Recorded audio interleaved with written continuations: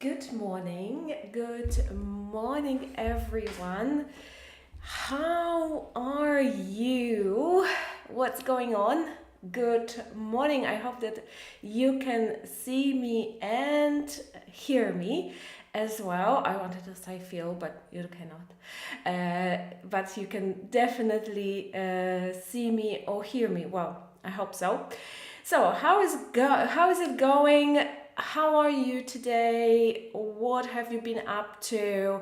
As always, let me know in the comments, and I would like to hear about your weekend and about what you've been doing in the last week or so, because we saw each other last week. And I hope everything is all right, and I hope that you are great, and I hope that you are well. I am good. I am good. I am pretty excited for the week ahead and for everything.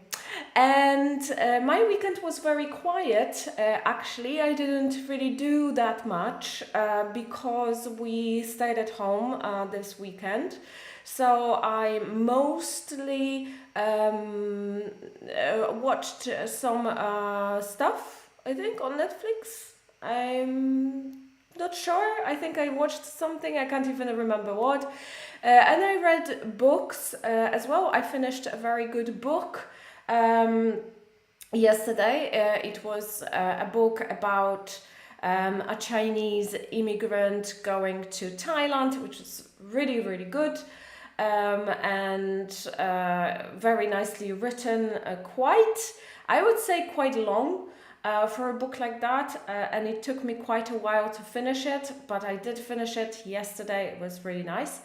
And on Saturday we had our neighbor, he lives downstairs, and he came over for some drinks and for some chat, and we went for some drinks with him as well, and then for a little midnight snack at the bar, that was also really nice. Yesterday I was quite tired because of this.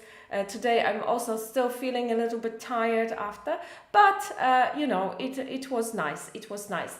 So welcome everyone, those who are joining, especially on YouTube and on Facebook. Welcome. Pavel, good morning. Agnieszka says, I want to tell you that I was at the church. I was also outside. I adore looking for new songs. Good for you, Agnieszka. Good for you. Welcome to this live. Isabella, nice to see you again. Everyone, yes, nice to see you. Thank you very much for coming. You are great that you are here with me. I am very happy that you are here with me. Today, we are going to do a slightly different lesson. Usually I give you some materials, I give you some questions, we learning vocabulary. Today we are going to do it. My camera is a little bit, the main camera is a little bit playing up. I'm sorry for that. There we go. So usually we learn vocabulary and grammar, but today we are going to learn some about motivation, I would say. We are going to talk about motivation. We are going to talk about how to be motivated during summer. So you will also contribute to this discussion, I hope, and we will discuss how you do it as well. So a little bit of motivation. Is the beginning of July, so I think everyone needs that at the moment, because summer is for a lot of people is a season where we get a little bit distracted. So I hope that this will be helpful. Arthur is here. Good morning, Arthur. Nice to have you here. Good that you are here with us. Dobrze, moi drodzy, witam Was bardzo serdecznie, jak zawsze w poniedziałek o 9:00. Miło mi, że jesteście tutaj, że dołączacie powoli, że będziecie tutaj ze mną. Dla osób, które oglądają później, Też zapraszam Was do dyskusji, jeżeli przyjdzie Was później ochota, żeby dołączyć do dyskusji, coś napisać, to nie bójcie się, nie krępujcie się, ja zawsze wracam i odpowiadam na pytania czy na komentarze, a dzisiaj będziemy sobie dyskutować, mam nadzieję, troszeczkę o tym, jak się uczyć latem. I będzie to lekcja motywacyjna, ale prowadzona w języku angielskim. Będę przechodzić na język polski czas od czasu, żeby Wam wytłumaczyć pewne zagadnienia. Być może pojawią się jakieś trudniejsze słowa, więc będziemy sobie tłumaczyć to, ale też mam nadzieję, że właśnie będziecie brali udział w dyskusjach, jest parę pytań tam, więc jeżeli macie ochotę i macie okazję, żeby się dołączyć, to bardzo proszę, zapraszam Was do tego, aby się udzielać. Dobrze, i oczywiście jak zawsze mam dla Was parę informacji. Więc przede wszystkim, jeżeli macie ochotę na przykład na słuchanie bardziej niż na oglądanie, to pamiętajcie, że wszystkie śniadania i wszystkie rzeczy, które się pojawiają z funkcją głosu, że tak powiem, pojawiają się również w tym podcaście. Więc jeżeli na przykład nie chce Wam się siedzieć i oglądać, bo na przykład YouTube jest taki, że trzeba go mieć włączonego, żeby w ogóle czegokolwiek słuchać, więc trzeba mieć włączony telefon, musi być obraz, tak, żeby było włączone. Natomiast podcast daje Wam to, że możecie sobie ten telefon gdzieś tam odłożyć, jak na przykład sprzątacie czy coś i on nie musi chodzić przez cały czas i możecie sobie włączyć podcast i po prostu słuchać podcastu. Natomiast jedyna rzecz, która jest, to jest to, że ten podcast pojawia się później. Później po tym naszym spotkaniu. Więc jeżeli macie tak, że nie możecie być tutaj na żywo, ale chcecie sobie odsłuchiwać te rzeczy, to podcast będzie dla Was bardzo dobry i podsyłam tuż link dla Facebooka i YouTube'a, żeby można było się tam zasubskrybować, czy cokolwiek się teraz tam robi. I podcast nazywa się OK English Speak Up, więc jeżeli osoby z Instagrama chcą się przyłączyć, to też mogą po prostu wyszukać tego wszystkiego po nazwie.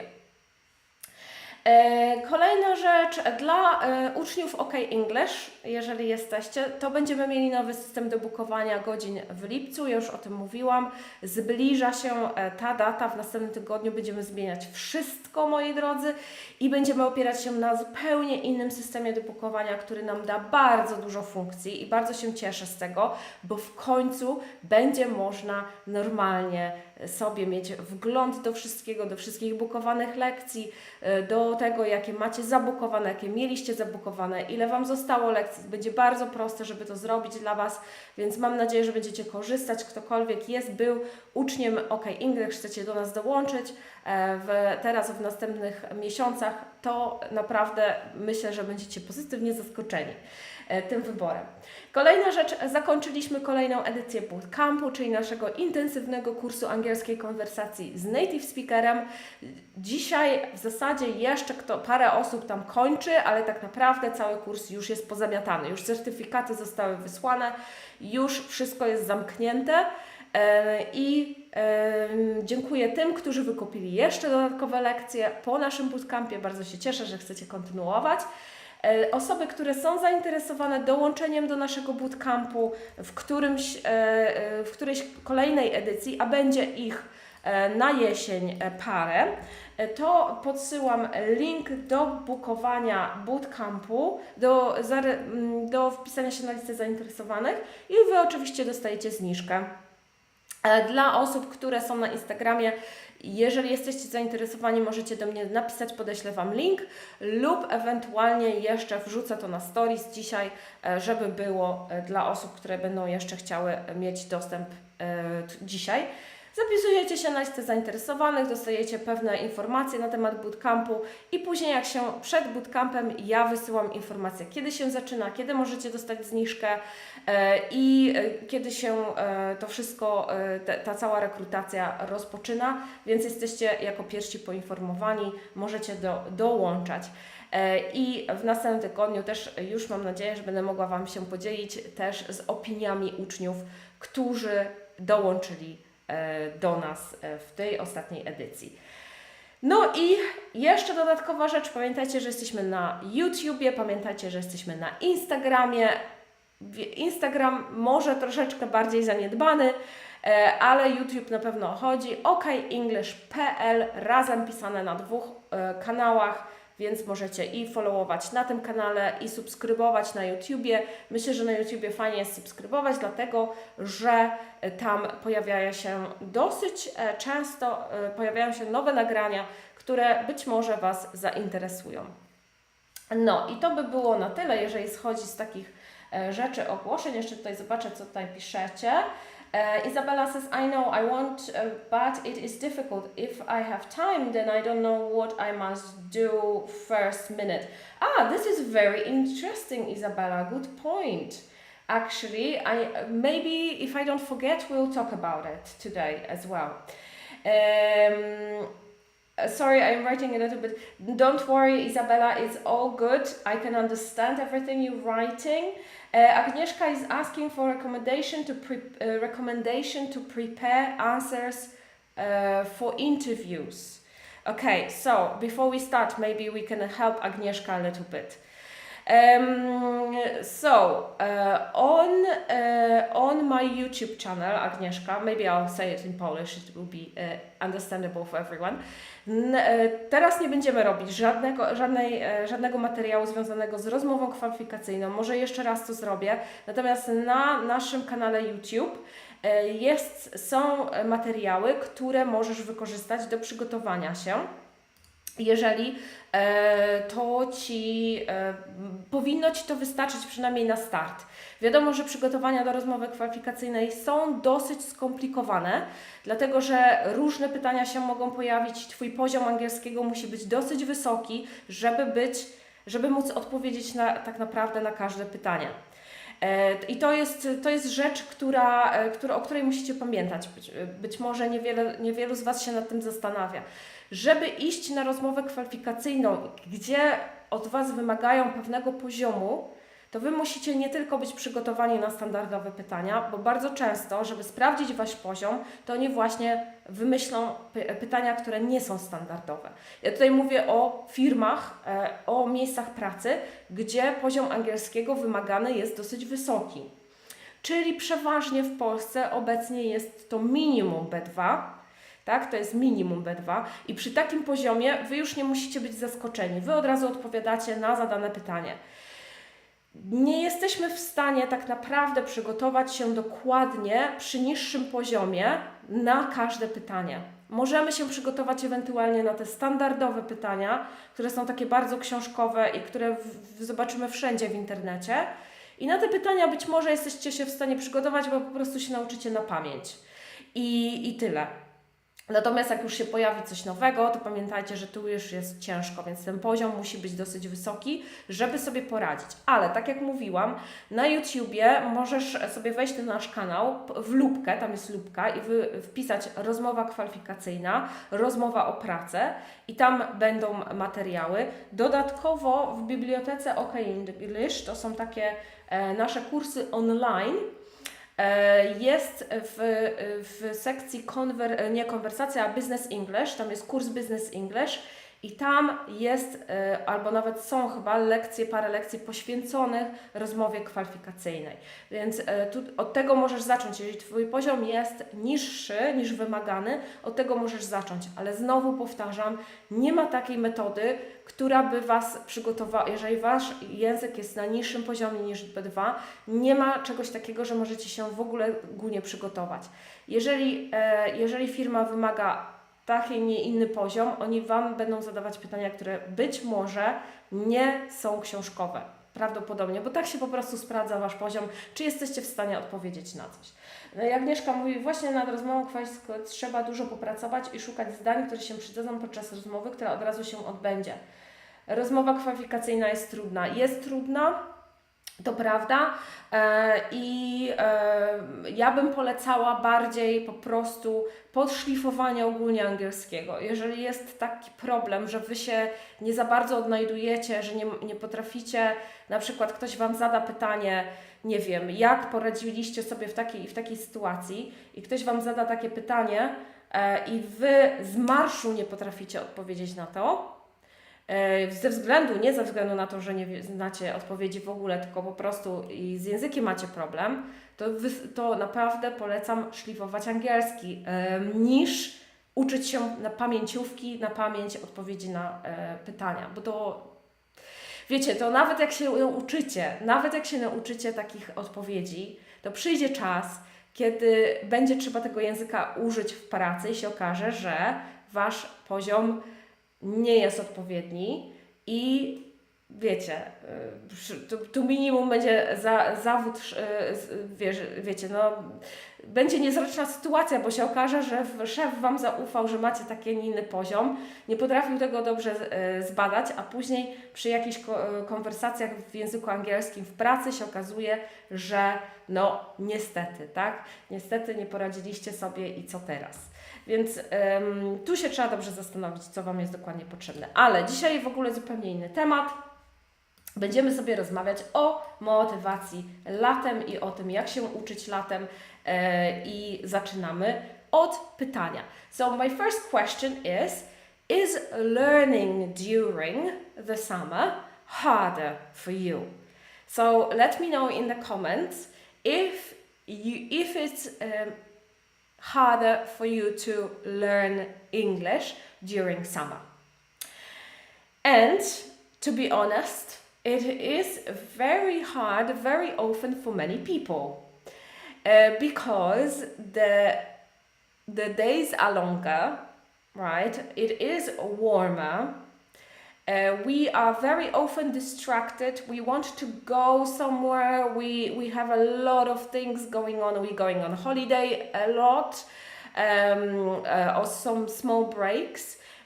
Our children, well, your children, not mine, but the kids are off school, so you basically cannot very often find the time, and you have to look after them.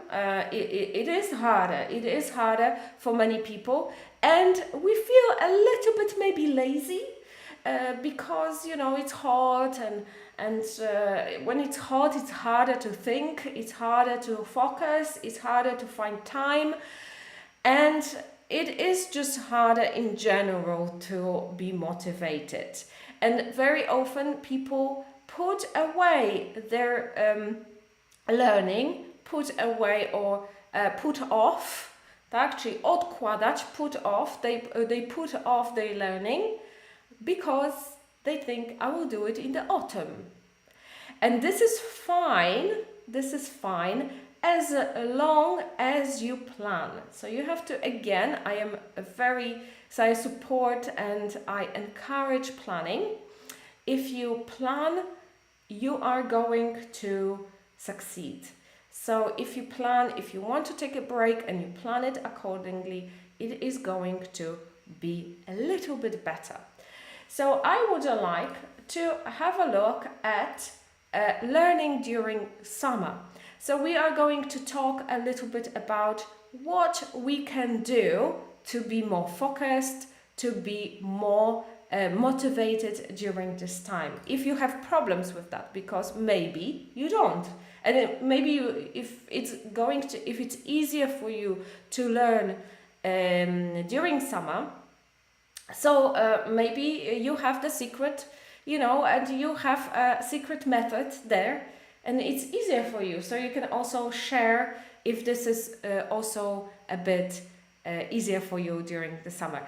Personally, I think for me it is easier to learn during summer. I feel that the day is longer, and I can when I get up, it's already bright outside, so the day is already there, and the sun is out.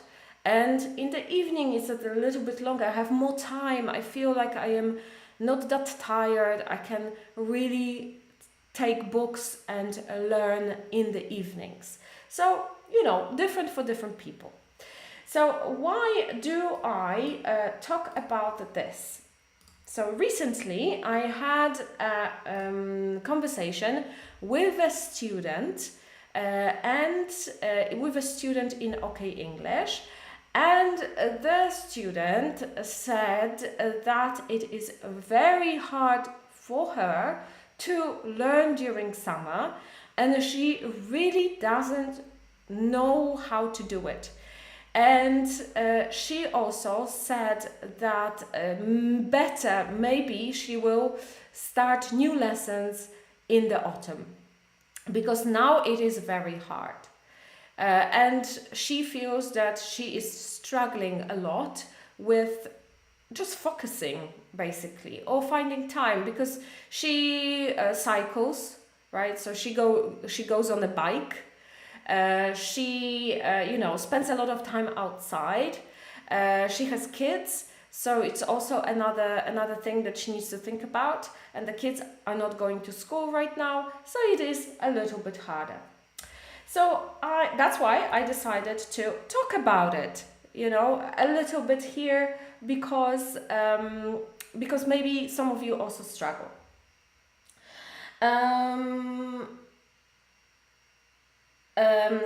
Agnieszka says, for me it's difficult developing my answers about everything. Maybe it is the season and I stay in the same place. Probably not, Agnieszka, I would say. I think the problem is how you learn here. If you're learning, how you're learning, the method, and also if you use the language, because you need to speak to be able. If you learn, you also need to speak a lot. If you don't, then it is. That's why it is difficult for you. Yes, but I'm still trying, and I love this language, and I think that someday I can speak more fluently. I hope so too, Isabella. I hope so too, and I wish you that. Okay, so first of all, I would like to go back to this thing what my student said. So she said that she wants to start the lessons in the autumn because now it is too difficult for her to focus. And I think that I always tell you, right? A break in your studies is okay. It's not a problem to have a little break. We all need a break. We all need a little bit of time for ourselves. We need to go on holiday. We need to, relax a little bit, have hobbies that we want to do, right? So all this, it's okay, it's fine. However, if you don't do something for a long time, so now we have July and autumn will be middle of September, let's say, or even October, that's a very long time to have a break. It's a very long time to not do anything. And if you do that, if you have that big break, a lot of things that you learned will be gone from your head. So if you are on a higher level, so let's say B2, C1, that's all, B2 maybe not, but C1, right? This is a very good level, and I think it's not a problem if you have a long break. But if you are on a lower level, especially if you are a beginner, then longer breaks will not do you any good. They will do a lot of harm. And I must say, so I learn Portuguese. I live in Portugal and I learn Portuguese. And last year, I think last year, I took a very long break from lessons in August because I was busy, and I decided, okay, I don't have time for Portuguese, I will have a break. I came back in September and it was horrible. It was horrible. It was so bad. I forgot everything. And my teacher is really great. She's very lovely. And she said to me, Don't worry about it. This is normal. You will get back to everything, which is fine. And that happened. After a while, I remembered a lot of things, but we spent a lot of time reviewing and repeating things from before, which I didn't really need. Well, if I didn't have that break. But I had that break and I really forgot everything, especially because I'm a beginner. So for me, it is a little bit more difficult to remember a lot of things, right? Vocabulary, grammar. Grammar is something that still is a problem, and it's very hard to remember everything what we studied before. So please remember about this. If you want to take a break, take a break.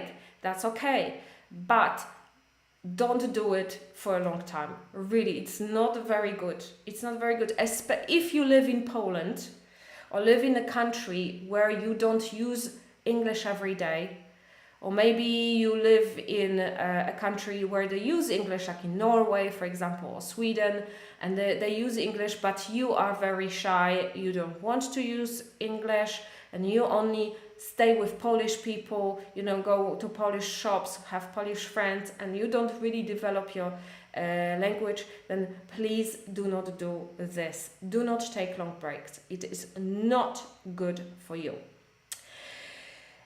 So, I know that at the moment we are all busy.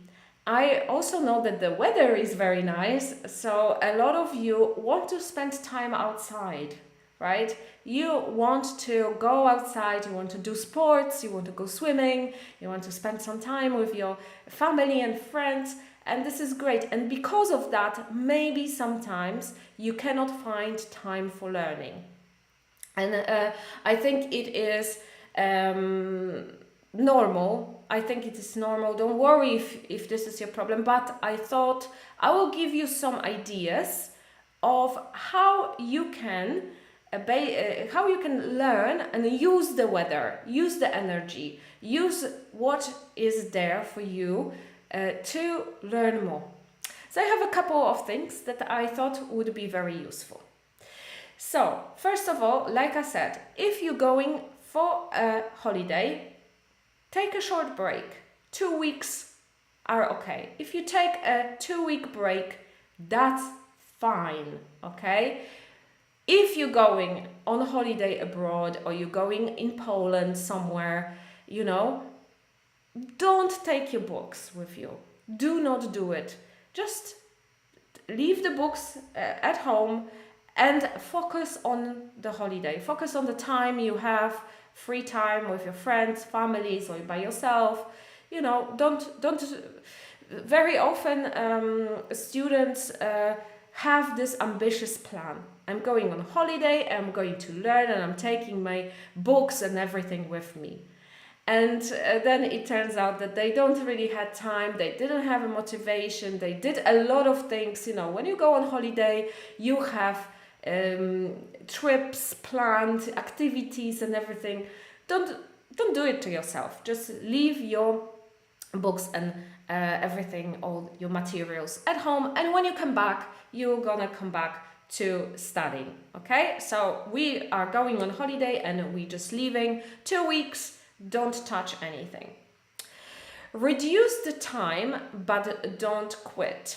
Okay, so if you feel that you want to have more time for yourself, for other activities and not learning, okay, then reduce the time you are learning. So I usually tell my teacher, and I also would tell you this, if you have lessons, if you go to courses, tell your teachers, listen, I don't have time, it's the summer, my kids are at home, I want to go on holiday, I want to cycle, I want to swim, please don't give me too much.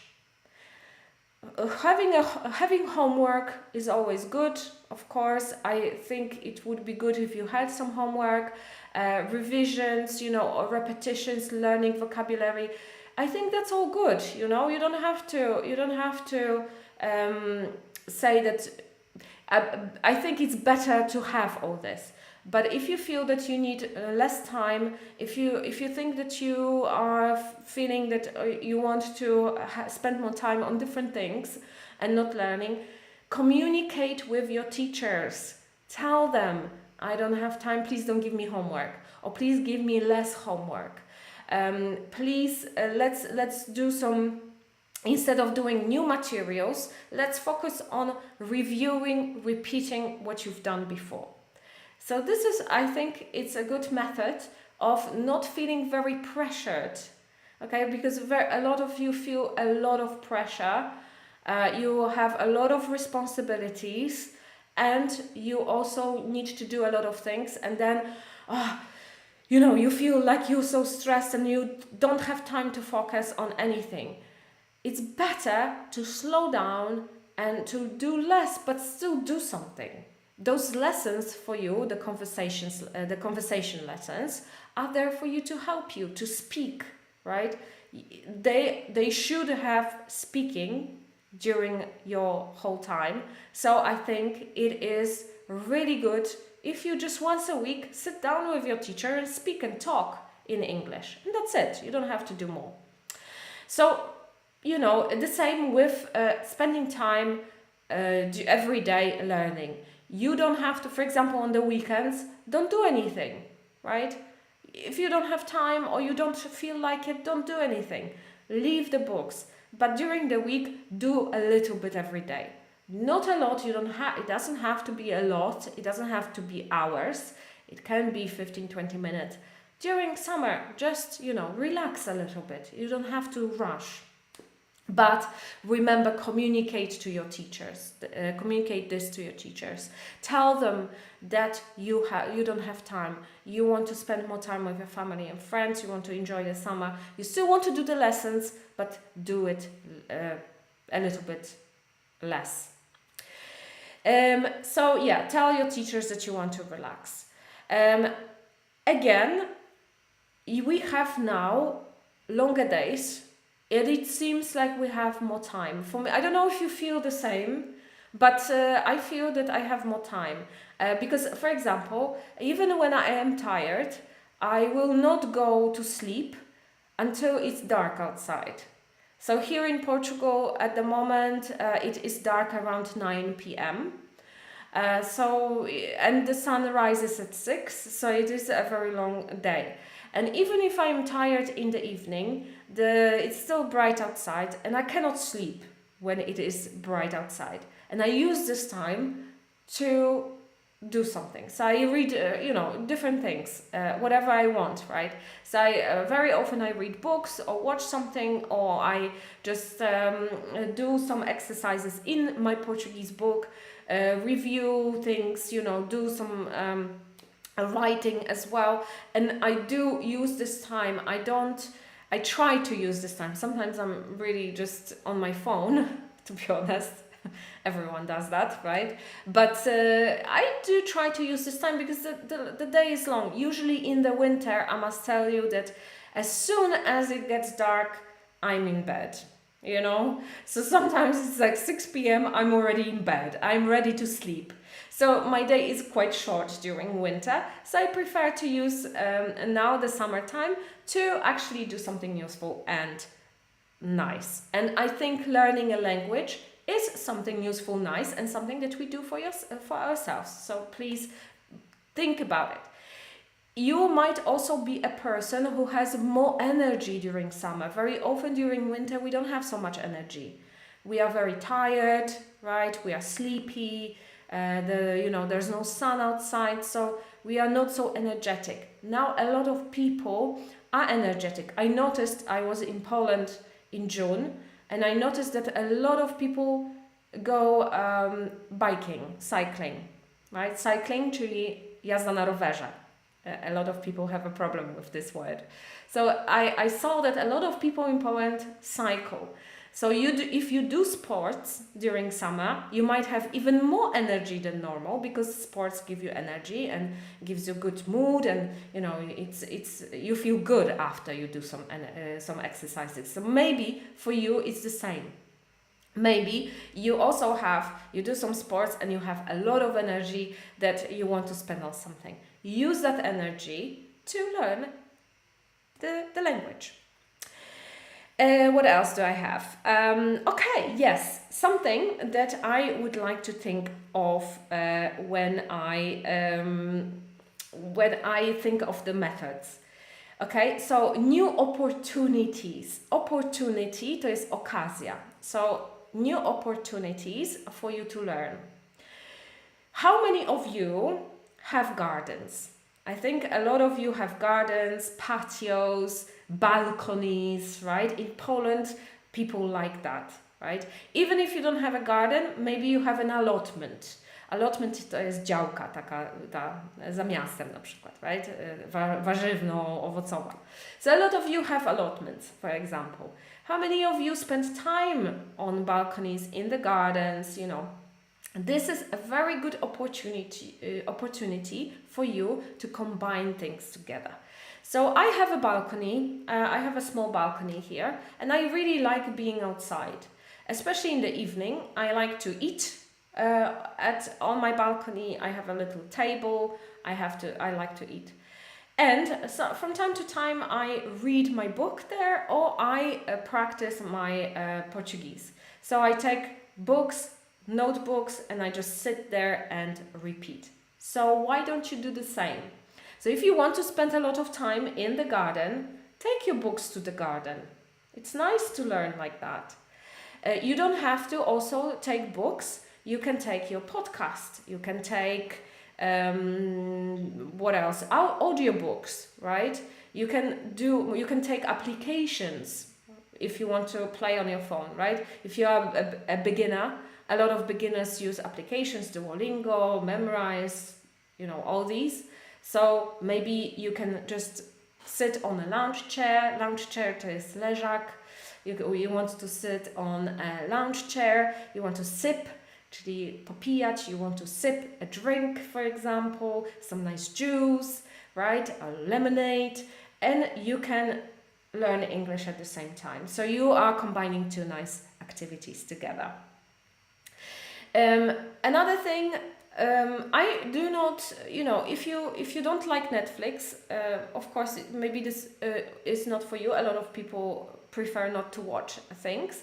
But if you, for example, travel, you can also download Netflix and download movies on your phone. If you have a Netflix account, you can download Netflix application on your phone, and all in that application you can download movies. So if you go on a plane, on a train, on a bus, you can download the movies and watch them when you are on a train, on a bus, on a flight, if you can. I do that a lot. I think the time goes faster if I watch something. I don't like reading on flights or on transportation because I feel sick. It's not very good for my head. So I prefer to watch something or to listen something. So again, podcasts, very good thing for you to spend your time on between the lessons on your holiday as well. I said leave your books, leave your notebooks at home and do it.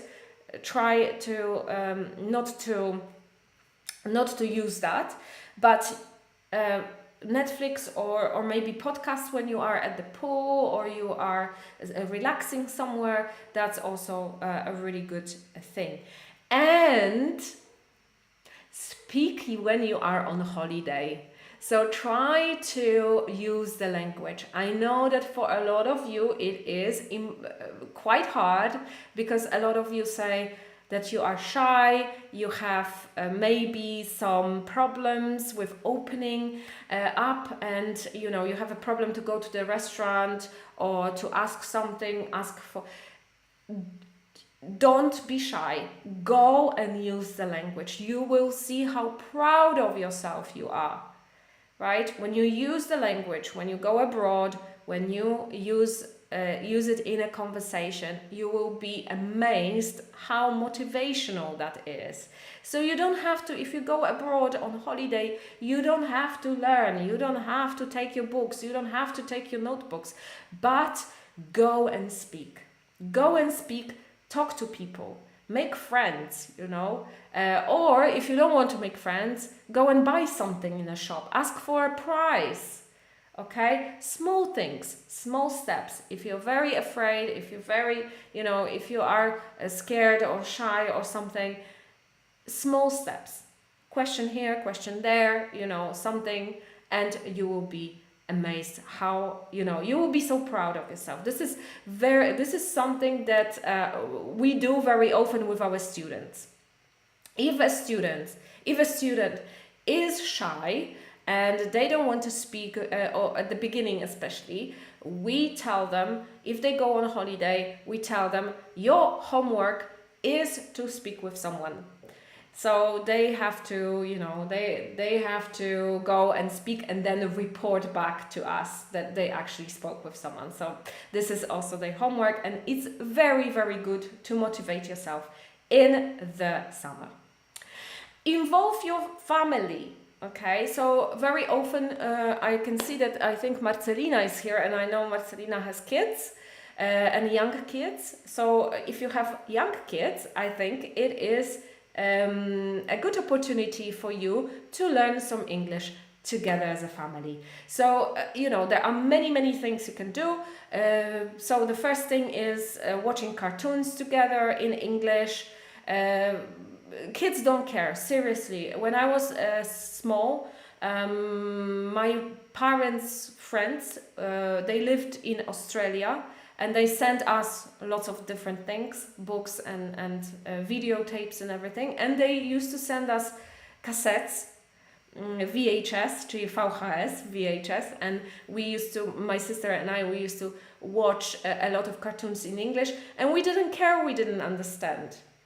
It was not a problem for us. So, you know, you can watch cartoons with your kids in English and learn together. But there are also many games that you can play together. You know, board games. You can read books together, right? So you can use this time to actually learn. You can play together, but you can also learn together. So there are also songs that you can, on YouTube you have many things. There are songs to learn for kids for different ages, right? So if you have small kids especially, there are lots of these like funny, colorful videos and a song with that, so you can also learn this. And a final word here is don't give up. Don't give up. Don't tell yourself that, oh, it's summer, I'm gonna rest. Don't give up now. This is a very crucial time.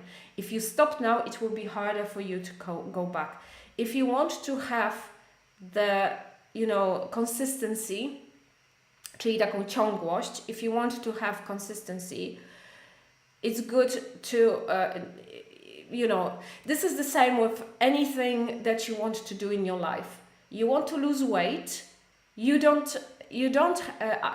cannot be on a diet in winter, autumn and spring, and then summer comes and you say, okay, now I'm gonna just eat like this, right? Because what happens? You will put on weight again, right? So if you want to lose weight, you want to be slim all the time, you have to keep up with your diet. The same with sport, right? If you want to be active, if you want to be physically active, if you want to look good, you have to do it all the time. If you do it in winter and then you stop in the summer, then you know what's gonna happen. You will go back, right? So remember about this. Don't give up. Keep up with your work now. It is very important that you don't stop now. What do we have? Agnieszka Ses. Ja miałam rozmowy ze swoją nauczycielką od angielskiego 6 lat, a teraz straciłam kontakt z nią, bo niczego nie doradzić nie mogę. Nie mogę się dowiedzieć, czy jakie błędy popełniam. Tak, Agnieszko, właśnie jeżeli chodzi o nauczyciela, no to już przejdę na polski, tutaj jest komentarz był po polsku. Jeżeli chodzi o nauczyciela, to trzeba szukać, jeżeli jeden nie pasował, coś nie pasowało, to trzeba przejść do następnego. Tutaj też chodzi o to, że jeżeli na przykład obecnie macie taką sytuację, że czujecie, że nauczyciel, z którym jesteście, nie daje Wam to, czego chcecie, to nie przerywamy dlatego, to nie kończymy kursu z tym nauczycielem i nie robimy sobie przerwy i się zastanawiamy, co teraz, tylko po prostu kończymy, albo nawet w czasie tego kursu, który mamy, szukamy kogoś innego, kto nam po prostu doradzi, tak, pomoże, tak, oceni poziom, tak, bo tutaj mówisz, że się nie możesz doprosić tego, albo nie możesz sprawdzić, jakie błędy popełniasz, tak, więc Tobie widocznie zależy na tym, żeby nauczyciel Cię poprawiał, pokazywał Ci, gdzie musisz się jeszcze doszkolić, więc tutaj warto jednak poszukać, jeżeli nie masz kontaktu z nauczycielem i się przygotowujesz, szczególnie, że się przygotowujesz do rozmowy kwalifikacyjnej, to radzę poszukać sobie kogoś, kto Cię będzie prowadził, bo tak jak mówiłam, jeżeli Twój poziom jest niższy, to trzeba tym doszlifować ten angielski. Isabella says you have to write. I must do what you say. Thank you, of course, for your propositions. Not propositions, maybe offers or suggestions, sugestie, tak? Proposition brzmi trochę bardziej biznesowo być może tutaj, tak? Maybe suggestion, czyli sugestia. Jak straciłam kontakt ze swoją nauczycielką, to się poddałam, aby się uczyć angielskiego. Nie poddawajcie się, słuchajcie, naprawdę nie poddawajcie się, to był mój ostatni punkt. Jeżeli tracicie kontakt z nauczycielem, jeżeli coś jest nie tak i tracicie, i jest takie ryzyko, że stracicie kontakt z nauczycielem i jest Wam nauczyciel potrzebny, bo też znowu nie wszyscy potrzebują nauczyciela.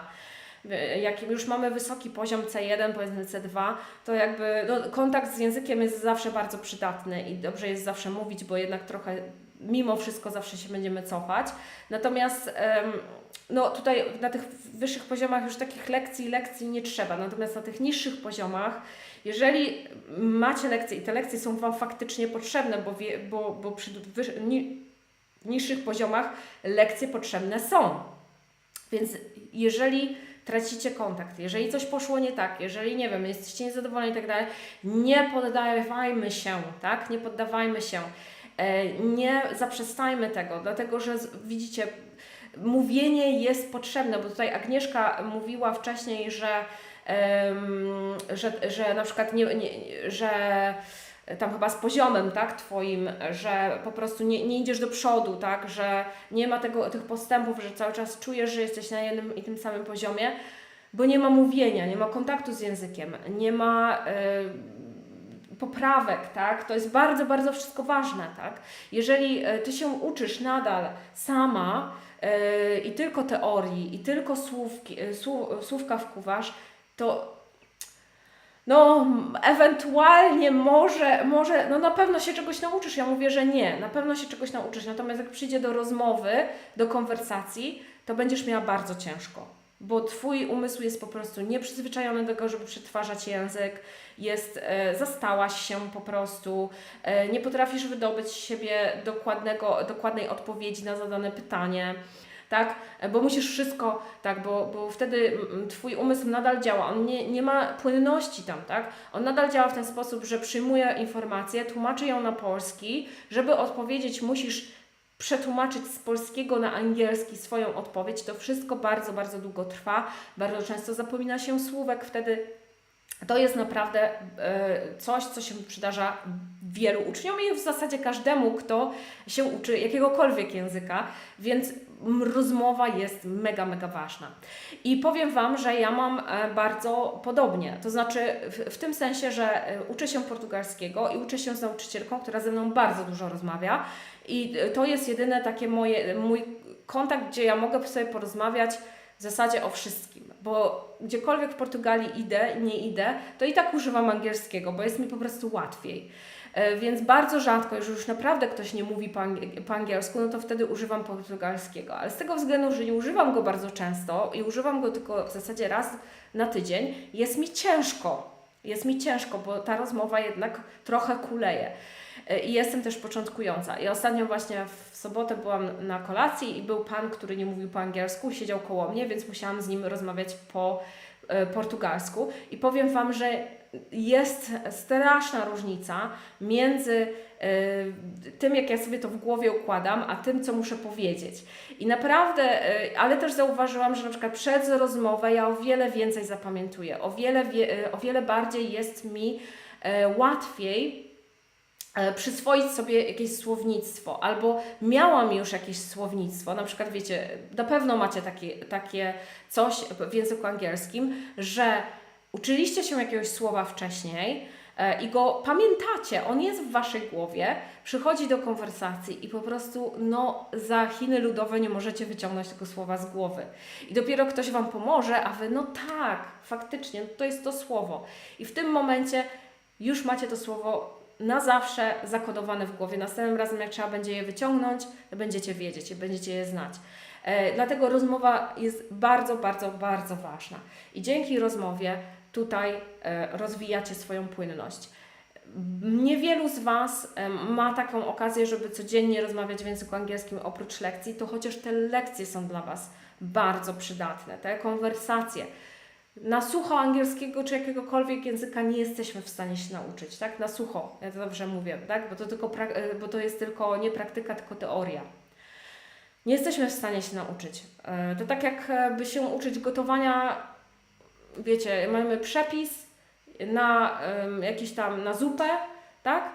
I my się go uczymy na pamięć, to wszystko. I ktoś się nas pyta, i w życiu tej zupy nie ugotowaliśmy, tak? Uczyliśmy pomidorową na przykład, nie? Przeczytaliśmy przepis, my wiemy, jak się go gotuje. I ktoś się pyta, umiesz zrobić pomidorową? No, umiem zrobić pomidorową. Ale nigdy jej nie robiliśmy. Jak się do niej zabierzemy, to na pewno nam nie wyjdzie za pierwszym razem dobra, przynajmniej jakaś, nie? Bardzo rzadko się tak zdarza, że pierwszy raz coś, bo oczywiście pomidorowa jest tutaj tylko przykładem, ale coś bardziej skomplikowanego, nie? Bo co trzeba robić, żeby umieć gotować? No trzeba gotować, tak? Dokładnie jest tak samo z językiem. Żeby mówić w języku trzeba mówić, po prostu trzeba praktykować, trzeba ćwiczyć. Więc tak jak mówię, zachęcam Was do tego, żeby nie zwalniać latem, żeby jednak do tego języka się możecie zwolnić, możecie sobie trochę odpuścić, możecie się trochę zrelaksować. Tak jest w końcu lato, każdy chce z tego lata skorzystać. Umawiamy się z nauczycielem, że robimy trochę mniej, ale też wykorzystujemy pewne rzeczy, które nam pasują do nauki. Naprawdę polecam po prostu tak sobie zaplanować tę naukę latem, a przygazujemy zimą. Nie? Do czego Was chciałabym namówić, to żeby też zainspirować innych, żeby pokazać, co można robić latem, jak można się uczyć latem, jak można wykorzystywać pewne rzeczy. Więc jeżeli w ciągu Waszej nauki teraz, latem, jeżeli na przykład uczycie się w ogrodzie, na pikniku, podczas wakacji, gdzieś na balkonie, gdzieś w jakimś takim innym od normalnego miejscu, tak? Jeżeli na przykład wykorzystujecie też te dłuższe dni do nauki, to zapraszam Was do tego, żeby wysłać mi fotkę. Możecie sobie zrobić zdjęcie albo zdjęcie książki na przykład, która jest gdzieś tam na trawie albo nie wiem, na stole, gdzieś na kocu, tak, na pikniku czy na plaży, czy Was na przykład słuchających podcastu. Jeżeli macie ochotę, to wyślijcie mi takie zdjęcie. Ja bym chciała takie zdjęcie opublikować, żeby pokazać innym też, jak możemy się uczyć latem.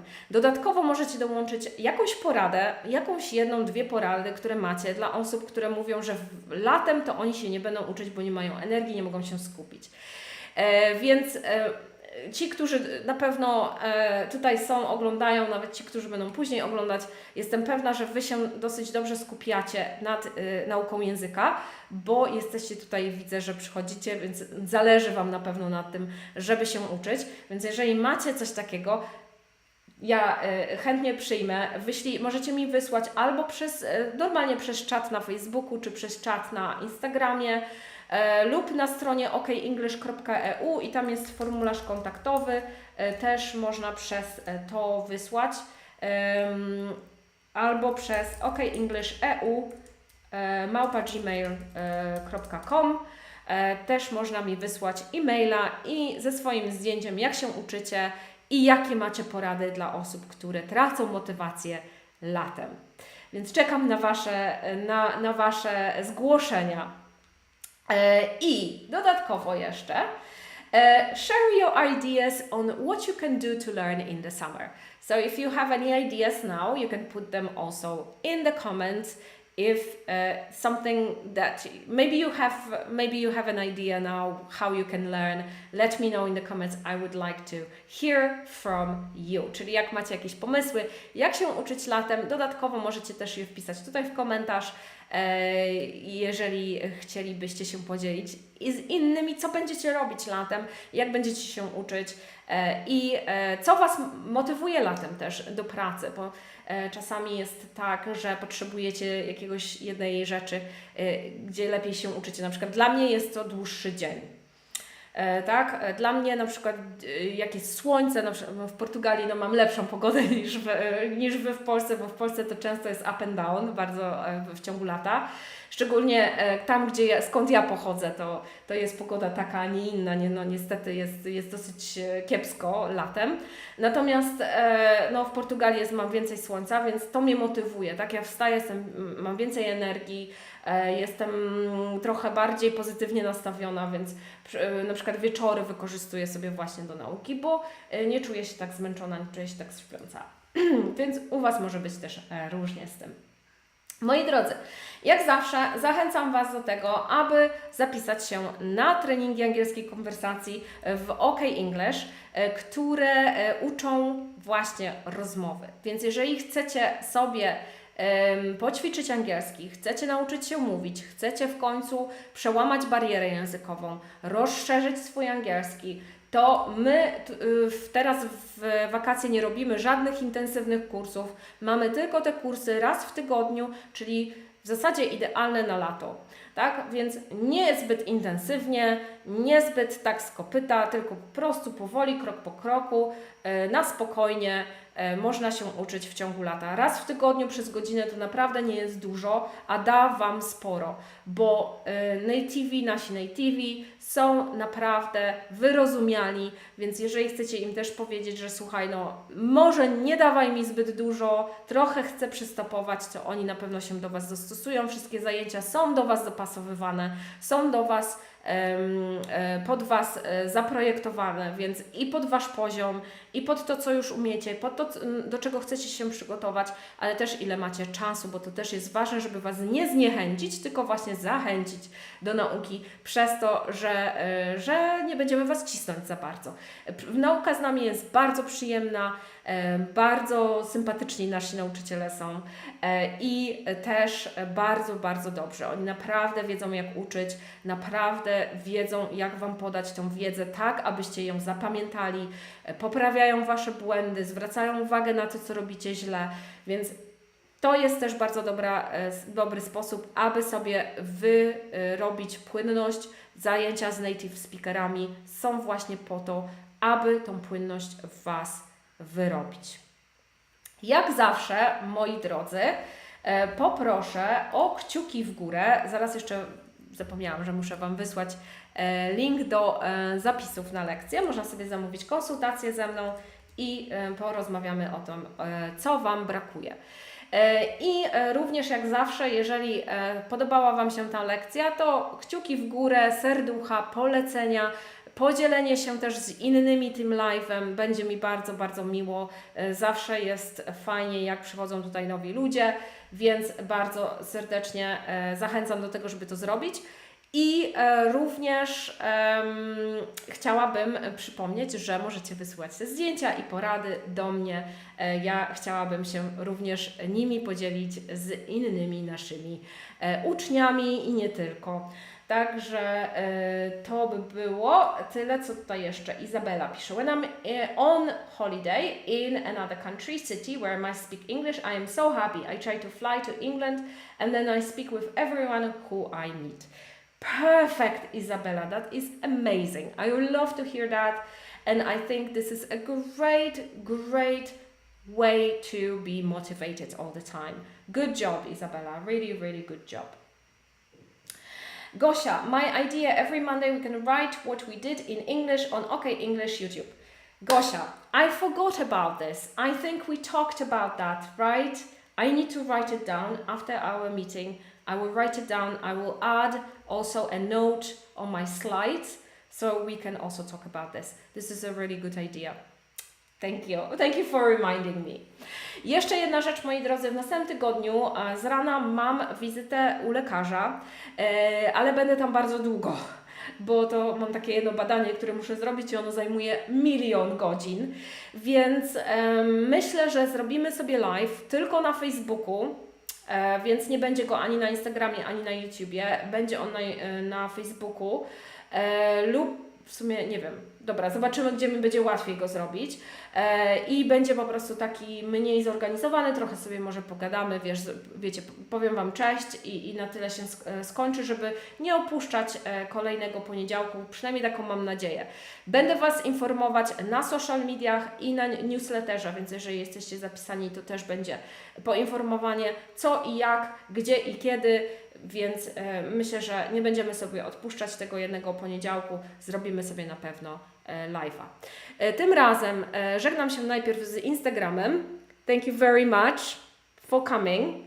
It was a pleasure teaching you today. So thank you so much and I'm switching it off. And thank you very much Facebook and YouTube and everyone who came here today. It was a pleasure. Have a good week, good Monday. Have a great time ahead and I'll see you on Monday next week.